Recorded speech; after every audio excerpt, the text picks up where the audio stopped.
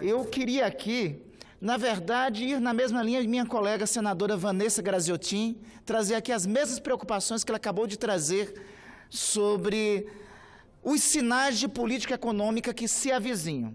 Veja, senhor presidente, eu quero começar aqui para ninguém dizer que é um discurso do pessimismo. Eu quero começar esse pronunciamento saudando a decisão do presidente eleito de ter voltado atrás na ideia que se especulou, ou que pelo menos foi anunciada pela imprensa, de fusão entre o Ministério da Agricultura e o Ministério do Meio Ambiente. Senhora presidente, se isso tivesse sido concretizado, seria um retrocesso não somente para as políticas ambientais do Brasil. O retrocesso seria para a economia brasileira. Não esqueçamos que um dos principais consumidores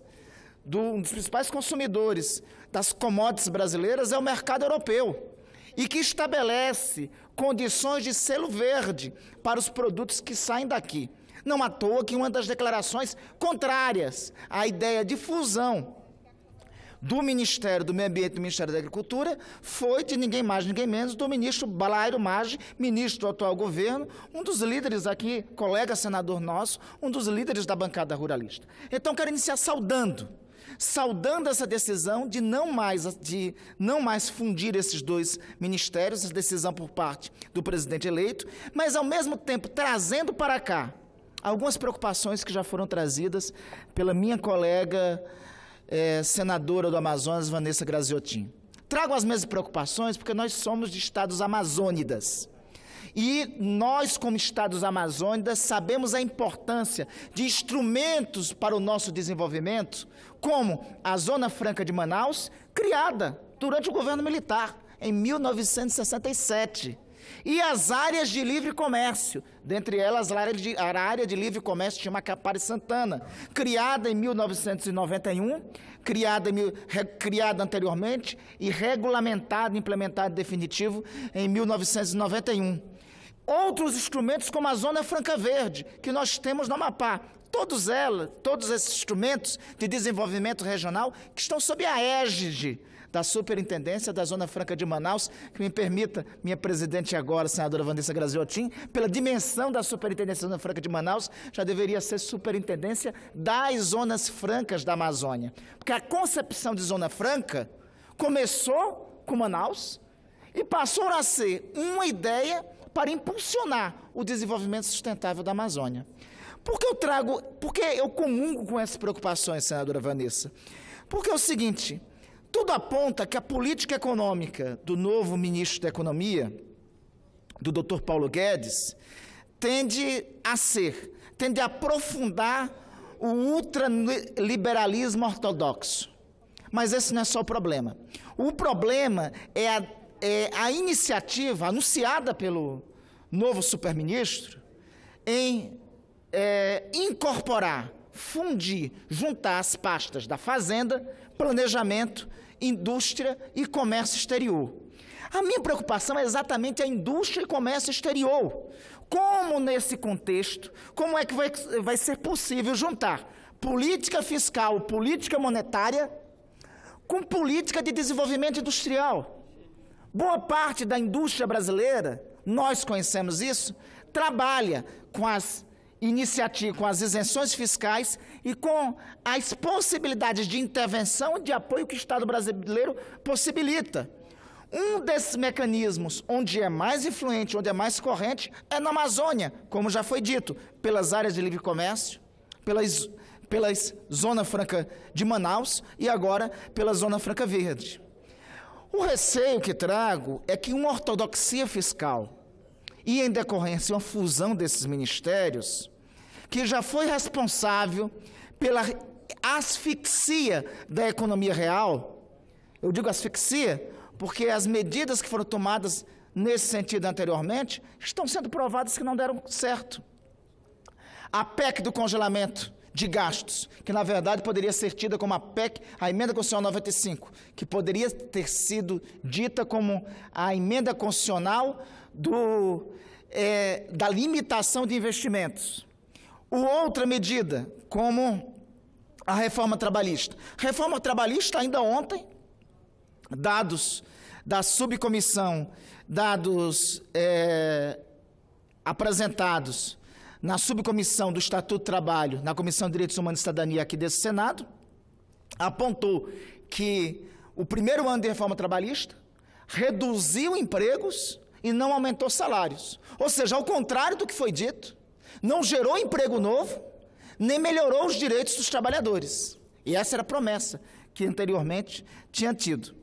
Mas eu quero me reportar ao meu estado do Amapá.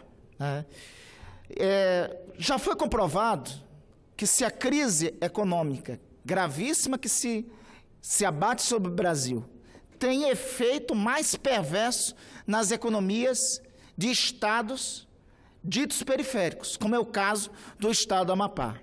O Amapá é uma das economias menos desenvolvidas do Brasil. O nosso produto interno bruto é de 18 bilhões. É o 26º produto interno bruto do Brasil. Corresponde a apenas 0,2% da economia nacional. Mesmo sendo pequeno, essa economia poderia estar evoluindo. O problema é que o Amapá tem apresentado piora em todos os indicadores econômicos recentes. Segundo a PNAD do IBGE, no primeiro trimestre de 2018, no Amapá, se registrou a pior taxa de desemprego do país, 21,5% de desocupados, bem acima da média nacional, que foi de 13,4%. Isso representa 60 mil pessoas em idades e condições de trabalhar sem emprego. Nos últimos 4 anos, no meu estado, foram fechadas 10.200 vagas de empregos formais no estado do Amapá. Esses dados são do Cadastro Nacional de Empregados e Desempregados do Ministério do Trabalho. O que ocorre no meu estado é uma catástrofe que impacta todos os setores da vida, em especial no aumento da violência. Segundo o Fórum Brasileiro de Segurança Pública, o Amapá aparece como o segundo estado com mais mortes entre jovens até 18 anos, sendo que mais da metade desses homicídios não foi desvendada. O Amapá está em 5º lugar entre as maiores taxas do país, com 48,7 homicídios por 100 mil habitantes.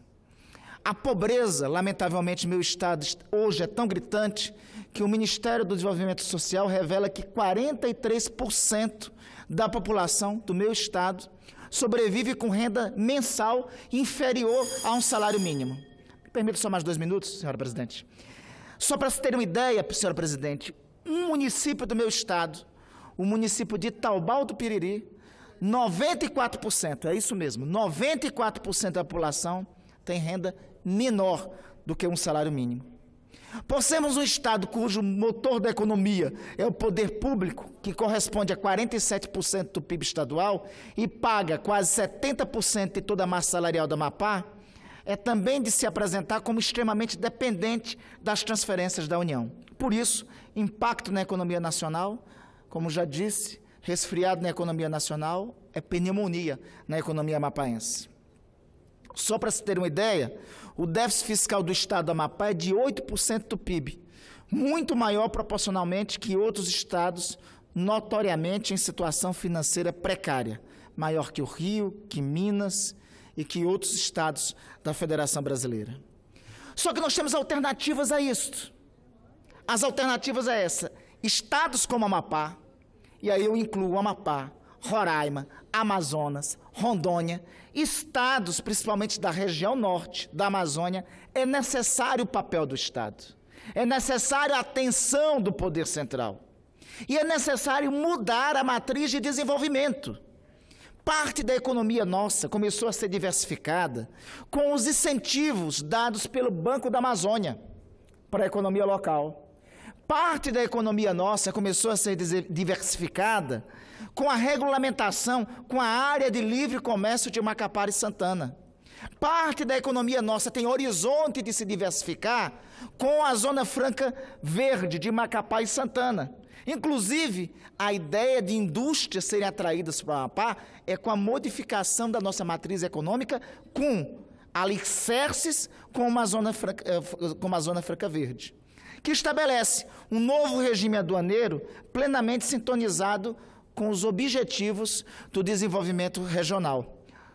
com os objetivos do desenvolvimento regional sustentável necessário em regiões como a nossa, necessário para a Amazônia. Portanto, senhora presidente, aqui a preocupação que trago é a mesma que Vossa Excelência trouxe ao me anteceder aqui nessa tribuna. A fusão de Ministério da Fazenda, do Planejamento, com Indústria e Comércio Exterior e a não localização de atividades de incentivo fiscal de instituições como a Superintendência da Zona Franca de Manaus, de instituições dessa natureza, pode acarretar consequências gravíssimas para o Amapá. É necessário algumas perguntas serem respondidas pela equipe econômica do governo eleito. Como ficarão os incentivos fiscais concedidos a empresas que pretendem se instalar por conta dos regimes aduaneiros diferentes que tem no Amazonas, no Amapá, em Roraima e Rondônia? Vai se tratar com a mesma régua ultraliberal esses estados, com a mesma régua ultraliberal que se trata São Paulo, esses estados? Se isso ocorrer, será um caos para a nossa economia local e para o empresariado local, para o pequeno, para o médio e para o grande empresariado local.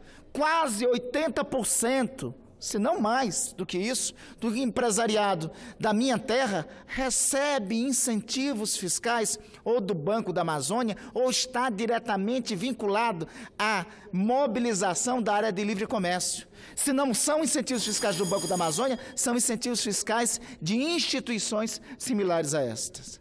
Eu estarei formalizando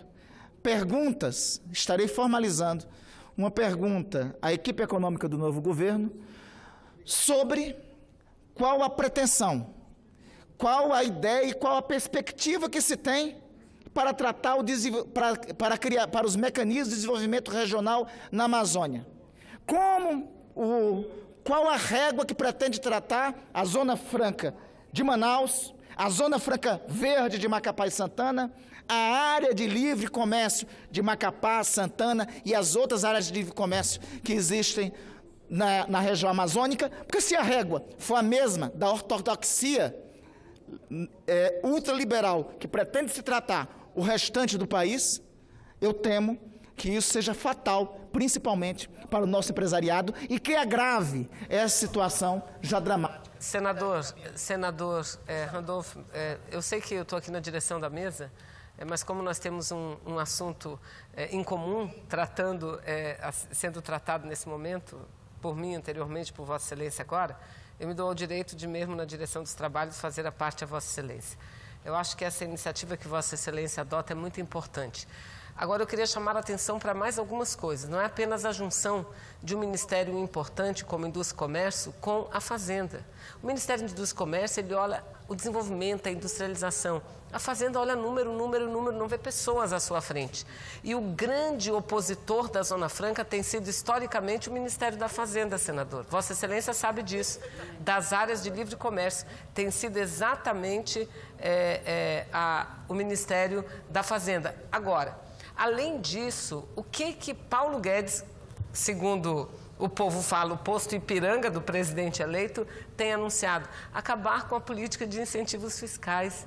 Isso é muito grave para o Nordeste, mas para nós é fatal, senador. É fatal. É fatal. Nós somos o único modelo com isenção fiscal garantida e protegida na Constituição da República. E não fosse a Zona Franca de Manaus, a situação do Amapá, de Rondônia, de Roraima e do meu Amazonas seria ainda pior.